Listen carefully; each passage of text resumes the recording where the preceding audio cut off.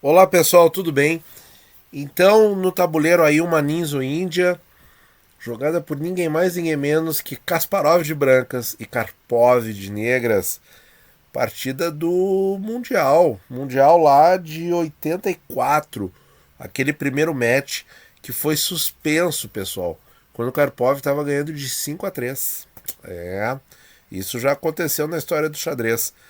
Então, D4, cavalo F6, C4, E6, cavalo C3, bispo B4. Kasparov jogou aqui cavalo F3, roque. Bispo G5, C5, um lance aí de contra-ataque bastante conhecido. E3, C por D4, ED4 e H6, perguntando imediatamente para esse bispo aonde que ele vai. Veio bispo H4, D5, torre C1 e agora o Karpov resolveu abrir a posição. Pois é, pessoal, isso aqui dá para dizer que é um erro, depois a gente vai ver o resultado da partida. Não sei, mas o que acontece? No livro de aberturas aqui que eu estava olhando, é simplesmente esse lance não tem continuações. A partida citada para continuação, a partida modelo é essa, de brancas. Então, para as negras, não está recomendado. E cavalo C6 como superior. Mas vamos olhar de novo. Cavalo C6, pessoal. Aqui o Chess Base puxou para mim uma partida muito legal. Bispo por correspondência do ano de 84, daquele mesmo ano. Será que o Karpov conhecia essa partida e não quis entrar nessa posição? Olha só, bispo D3, D por C4, bispo C4, acaba meio que transpondo. Bispo E7, roque B6, A3, bispo B7. A princípio tá tudo bem aí na posição das negras, mas acompanhe. Bispo G3, torre C8, bispo A2, esse bispo vai voltar para a diagonal que olha para o roque oposto. Cavalo H5, D5. O lance, quando se tem um peão isolado, pessoal, e se está com a iniciativa com o ataque, em algum momento tem que avançar esse peão. E por D5, cavalo D5, cavalo G3, HG, bispo F6, dama A4, comunicando as torres, bispo por B2, sacrificou o peão, sacrificou. Mas continuando, torre de C para D1, cavalo A5, torre de F para E1, bispo por D5 e torre por D5 no lance 22. E essa partida acabou com vitória das brancas no lance 29. Olhem essa posição, pessoal. Olha a atividade das peças brancas. As peças brancas têm um domínio total e completo do centro e podem começar um ataque no flanco rei no momento que quiserem. Então, talvez o Karpov conhecesse essa partida e pensou que cavalo C6, apesar de ser considerado hoje superior, eu acho que na época não tinha computador, era 84. Quer dizer, tinha computadores jurássicos perto dos de hoje. Então talvez por isso ele tenha optado por D por C4. Kasparov jogou bispo C4 em um tempo só. O que todo jogador de peão-dama quer fazer, que é recuperar esse peão em um lance só. E aqui já está com vantagem branca, pessoal. Veredito aí do peixe, certo? Do Stockfish.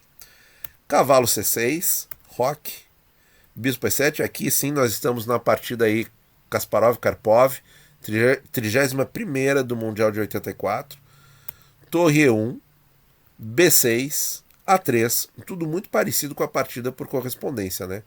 Bispo B7, bispo G3, torre C8, bispo A2, bispo D6.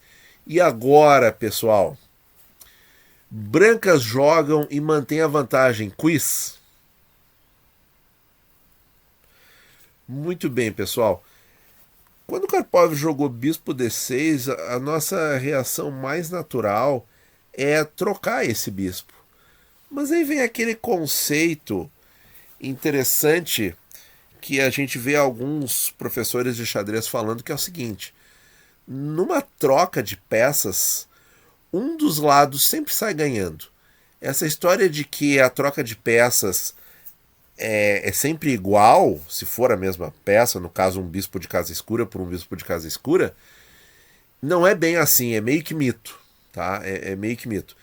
Então um dos lados vai ganhar. E aí, se a gente for pensar o seguinte, se eu de brancas tomo a iniciativa de capturar o bispo de D6, eu vou estar tirando uma peça que está ajudando aí o meu rei e vou estar ativando a dama do adversário. Logo, qual foi o lance que o Kasparov fez? D5, pessoal, D5. Por que eu falei de uma coisa e o lance era outro? Porque parece que bispo por D6 não é bom. E o D5 faz o que a posição pede, ou seja, abre esse centro para ativar as peças do lado que tem o peão da dama isolado. É um conceito, certo?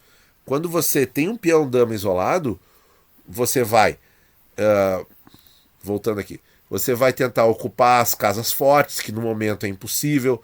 Você vai posicionar as torres nas colunas semiabertas ou abertas do lado do peão. O Kasparov já fez isso. E vai procurar ativar as peças. Eu vejo os bispos brancos muito ativos, os cavalos bem centralizados, mas ainda não podendo ocupar as casas de apoio. E o plano sempre é o D5 para deslanchar a posição, deslanchar o ataque. E aí veio D5. O computador, o peixe aqui, sugeriu pra gente bispo H4. Esse lance de computador que um ser humano não faria. E aí ele dá um lance aqui que o Karpov não faria. Com toda certeza não faria. Mas computador é computador, né? G5, bispo, aí volta. Quer dizer, você avança o bispo de volta para uma casa que ele já esteve para provocar um avanço G5 que um ser humano não faria. Bispo por G3, HG3, torres C7 e dama D2, com vantagem brancas. Eu prefiro o lance do Kasparov, muito mais humano, muito mais fácil de entender, pessoal. Cavalo por D5, cavalo por D5, bispo G3, HG3.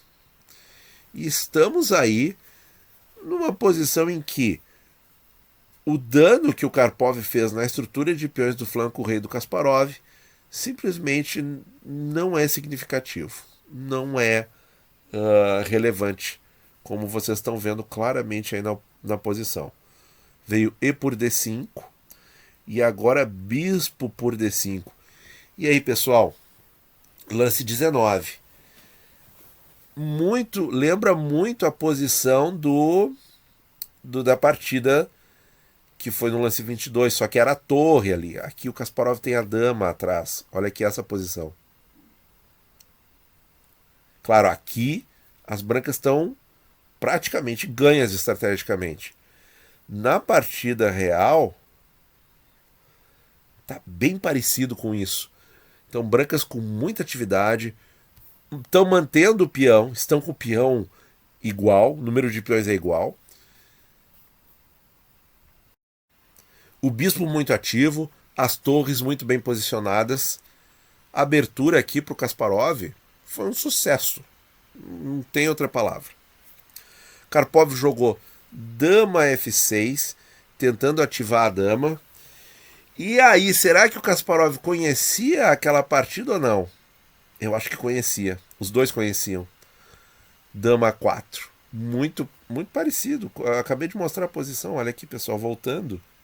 Olha ali onde estava a dama na partida por correspondência, em A4. Vamos voltar aqui. Agora o Kasparov jogou dama A4.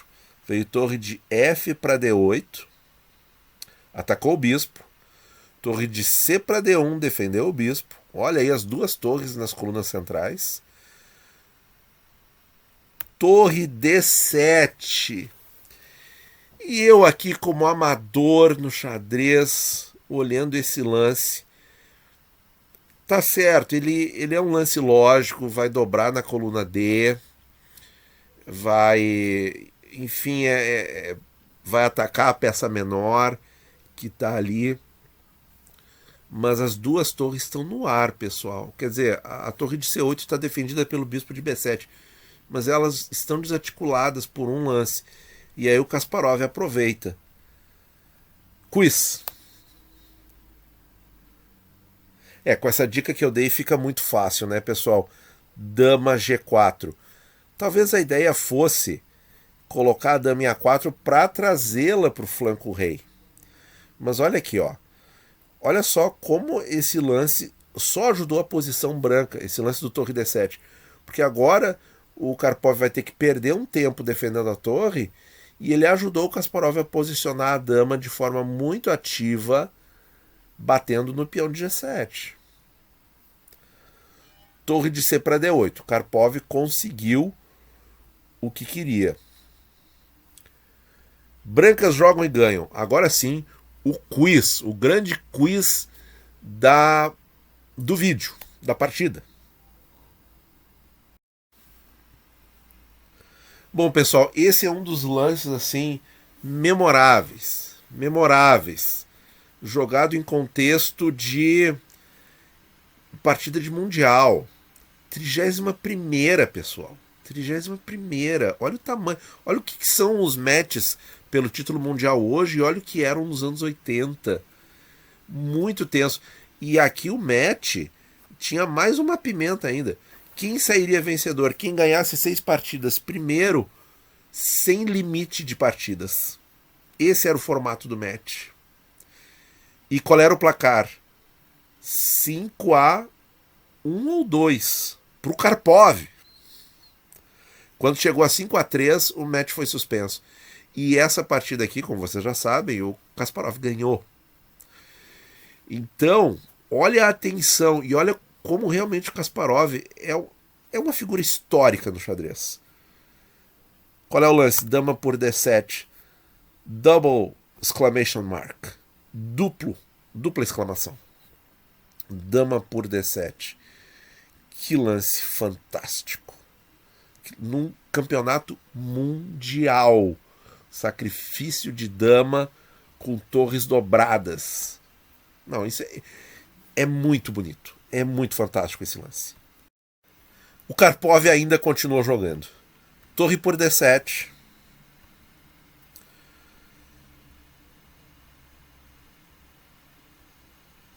Torre E8.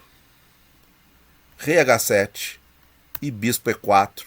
E agora sim abandonou. Que partida, pessoal. Uma posição que o Kasparov estava com muita atividade. Desde a abertura, a gente viu isso. A gente viu com a partida por correspondência, a gente viu ali as linhas, as diagonais. Mas o fator decisivo, pessoal, foi um tático.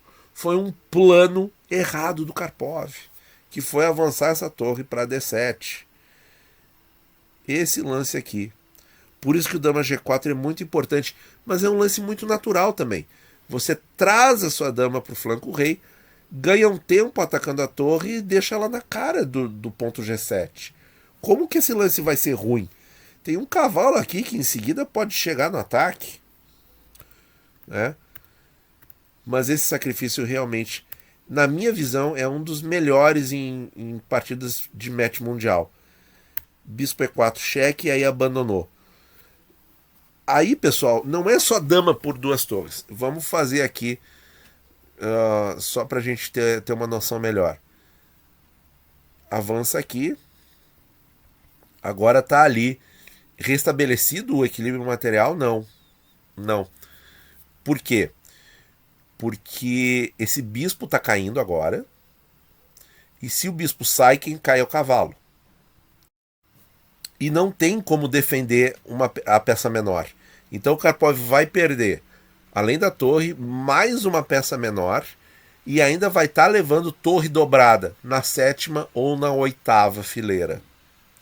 Então realmente podia ter abandonado aqui para fazer o que o nosso querido grande mestre Rafael Leitão fala nos vídeos. Essa posição é um quadro, pessoal. Eu acho que o Kasparov tem na casa dele isso aqui, emoldurado.